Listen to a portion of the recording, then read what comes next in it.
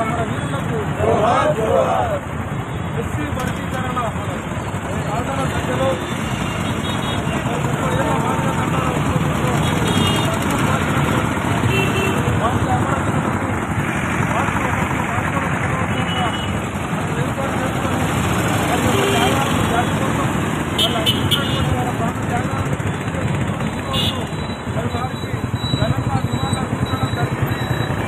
ఎందుకంటే జాతి వర్గీకరణ పోరాటంలో తీర్థంగా వారి యొక్క ప్రాణాలకు చిన్నాపాయంగా మన పక్కకు పెట్టేసి ఈరోజు వారి త్యాగాల ఫలితమే మనం ఏపీ వర్గీకరణ సాధిస్తున్నామనే విషయాన్ని యావత్ మార్కెట్ జాతి ప్రజలు గుర్తుంచుకోవాలి.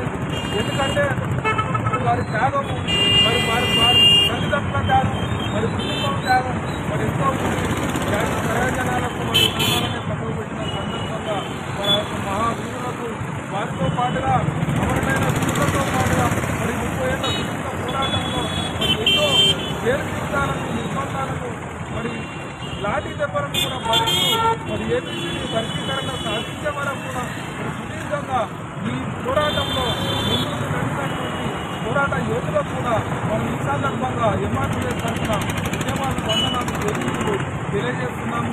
ఎందుకంటే వారిని కూడా మనం గుర్తుంచుకోవాలి. వారు కూడా